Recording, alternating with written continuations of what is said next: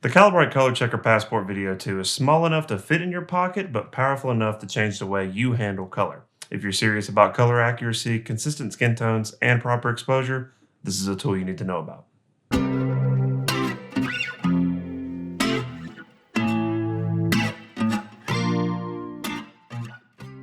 Welcome back to Gear in Review, where we take an honest and in-depth look at the tools that help shape your work behind the lens.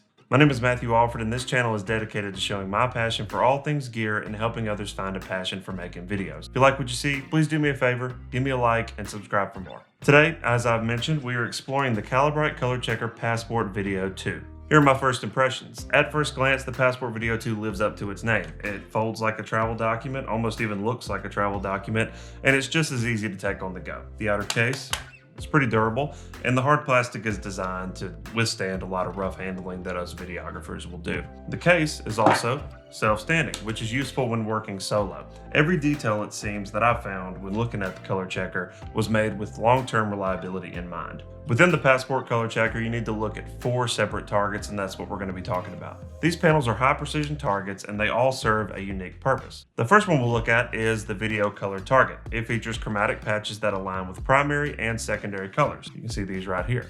These are designed to fall neatly into the boxes on your vectorscope. Whenever you're editing and doing your color grading, these things will line up perfectly. You also have a skin tone row right here, ranging from light to dark with subtle undertones that help preserve realistic and consistent complexion rendering across all lighting setups. You have a linear grayscale row right here that progresses evenly from light to dark, helping monitor gamma and tonal consistency. You also have highlight and shadow chips designed to push the limits of dynamic range, showing you exactly how your camera handles both extremes, your highlights and your shadows. This is an essential reference when working with log or RAW formats when accurate color and exposure are not necessarily baked into the file. Next is your grayscale target right here. The grayscale target features 3 values: white, 40 IRE gray, and glossy black. If you're unfamiliar with IRE, it stands for Institute of Radio Engineers, and it's basically a unit used to measure video signal levels. 0, obviously going to be absolute black, 40 IRE is going to be right around middle gray, and 100 is going to be pure white. These are all crucial when setting accurate exposure, particularly for skin tones and neutral backgrounds. These grayscale patches are ideal for tools like false color, waveform monitors, zebras, and they all let you dial in exposure with precision before you even hit record. If you fold to another page, you find a white balance target, which is very important whenever you're filming. We all know that color casts are subtle, but they're usually not a big deal until they ruin your shot. The white balance target is a neutral reference that helps eliminate them entirely. Under mixed and unusual lighting conditions, setting a custom white balance with this target ensures you're capturing neutral color straight from the sensor. This translates to less time correcting and more time grading, which is all what we want. Lastly, you have the classic 24 patch target. The final target is a classic, literally.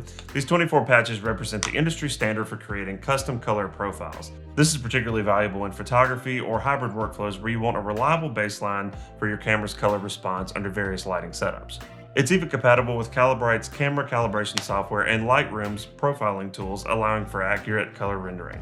It's compatible with Calibrite's camera calibration software and Lightroom's profiling tools, allowing for extremely accurate rendering, especially in RAW workflows. Let's talk practical integration. This thing right here certainly is not a gimmick. The real power of the Passport Video 2 comes from how seamlessly it integrates into real-world workflows. For example, on a multi-camera shoot, you're going to be shooting possibly with multiple cameras that may be different brands or even different models of the same brand, and you want a common reference point for all of these to be able to match it in post. Basically, what you're going to do with this color checker is place it in front of the subject's face where the lighting that you're using is hitting it properly. You're going to take a still frame of it, and then you're going to adjust it in post-production by looking at your vectorscope. Matching all of these shots now becomes a science when you use this, not a guessing game anymore. Let's talk post-production use. In Davinci Resolve, for instance, you can place this on your timeline, use the built-in color match tool, and align your grading to the actual value of the target. It's fast, effective, and removes uncertainty from the grading process, which is something we all need. So you can hold up the checker in front of everybody's face, your client's face, or even your face if you're recording yourself, and that's only half the battle. So I wanted to give you a little bit more practical use case for using this color checker. And I'm going to be doing this in Davinci Resolve, and you can do this in pretty much any editing software. And if you need help with that, just let me know in the comments. But this is in Davinci, so if you use Davinci, this should be pretty helpful. This is going to be pretty much a basic color grade. I'm not going to do anything fancy. I just want to show you the basics of using this color checker and making sure that your primary colors line up on your vector scope. So let's get into it. So I've got 5 nodes here. I typically label them. I'll go one by one. First one would typically be exposure, where I do a little bit of an S-curve. Second one would be white balance, where I go in and try to make sure the white balance is good. I can use some of these gray indicators or even the gray card that is on another panel. Not really worried about that because a lot of people can set white balance pretty easy in their camera. And the third one is saturation. I'll typically bump that up and then I'll go back to white balance to make sure that the white balance is still good after saturating the colors. Fourth one is contrast. I'll go back in and sharpen that S-curve a little bit using features such as, you know, on here in Davinci, you can increase contrast right here, but then you could also increase the pivot, which gives you a little bit sharper of an S-curve to make your, you know, where your shadow is a little bit darker, highlights are a little bit more higher, I guess. And the last one I'll typically label HSL. So if you know what that means, it's hue, saturation, and luminance. And basically what that is you can kind of change the color of things, make sure all your colors look fine. I'm going to be going through and making sure that everything looks good. So what I'm going to do, I'm not going to go through and do absolutely everything, but you can see here the color checker is held up in this client's face. I wanted to go through and show you how to do it. So on the end right here, you'll see the 5th node, which if you don't know, in Davinci, you color grade and do a lot of your color stuff using nodes, and each node is a different adjustment. So basically here I'll do all of my hue, saturation, and luminance, kind of like your main, making sure that your colors look good. So what I do is I go in here to my power window, and what I'm gonna do is create a new one and basically gonna draw a little bit of rectangle-ish around that. And then I'm gonna change to where you can only see those colors. So I've got my power window outlined right here. I'm gonna go into my curves area, and in Davinci you have these 6 different main, like your main primary and secondary colors. You will just click on all those little key points and pull up your vector scope, which you go over here to the right where it says waveform, click the down arrow, go to vector scope. So you can sort of see the vector scopes here, where you've got your yellow, red, magenta, blue, cyan, and green.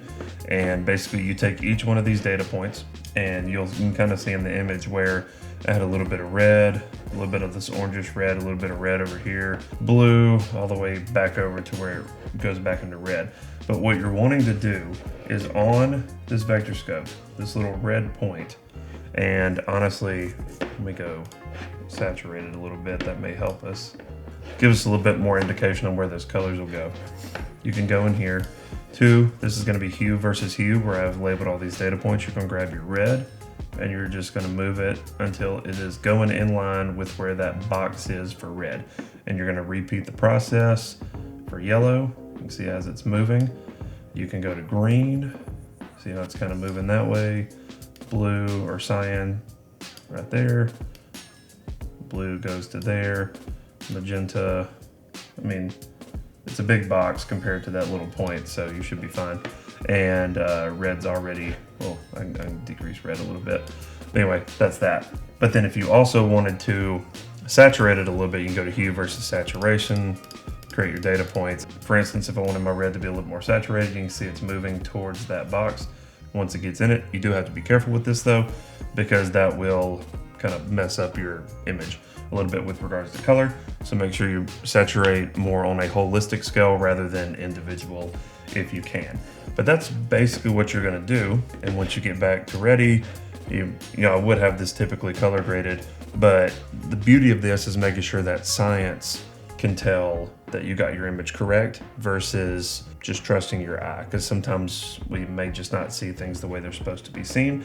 But you can be rest assured that all these colors that I'm circling right here are going to be lined up with their correct value, which is what you want, knowing that you can have correct colors. Like I said before, this goes with multiple camera brands. You'd be able to be, you know, you can sleep better at night knowing that all your colors are true. If I wanted to do a little bit more of a skin tone test, I can drag this down to here, turn on her skin tone, and what you're gonna see on the vector scope, can't really zoom in on it, but you'll see that there's gonna be a skin tone line, which is right here, which is where you want those skin tones to fall.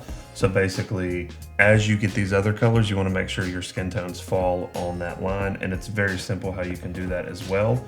You could probably do it on your same node, you can do it on another one, if you want to. But you see I've got the skin tone here. You don't want to do a huge sample of it, but a good part of the skin tone. And you can go back in here and you can find your skin tone line, which is going to be about right here where this taller peak is. That's typically where your skin tones will be. And you can just move it. As you can see, as I go down, the skin tone hits that line. And that's pretty simple. And these are just very, very, don't want to call it basic, but pretty easy tips you can use to make sure that your colors look accurate. So I just wanted to give you a little bit more of a use case rather than just telling you how it's done. But not to leave out the Premiere Pro and the Final Cut users. They can definitely benefit just as much using the scopes like the waveform, vectorscope. You could dial in contrast, saturation, and white balance based on the reference footage. If you're doing photography, you can go one step further and create an ICC camera profiles using Calibrite software, locking in consistent color across all your images. Let's talk a little bit about real-world application. This Passport Video 2, just got it recently, and it lives in my camera bag, and it is a definite go anytime I'm going to shoot. It's definitely a quick grab, and whether it's an interview, whether it's B-roll, or even just client content, you name it, this thing is clutch, and it definitely comes into play anytime I'm filming. And even with how small it is, it doesn't really disrupt the workflow. It's not heavy to carry around, very, very easy to use. And I can honestly say this is one of those tools that once you start using it, it kind of becomes a part of your quote-unquote creative muscle memory. Let me give you my final thoughts. The Passport Video 2 isn't trying to reinvent your workflow, it's going to only enhance it. In a world where color accuracy and visual consistency are often overlooked, this tool helps you rise above the noise of other videographers. And unlike other color checkers, this is actually pretty inexpensive. For less than $100, you can get one of these things and make it part of your visual pipeline. If you've used the color checker in your own work or you're considering it, I'd love to hear more about your thoughts in the comments. Drop a like if you found this helpful, subscribe if you want more, and I'll catch you in the next one.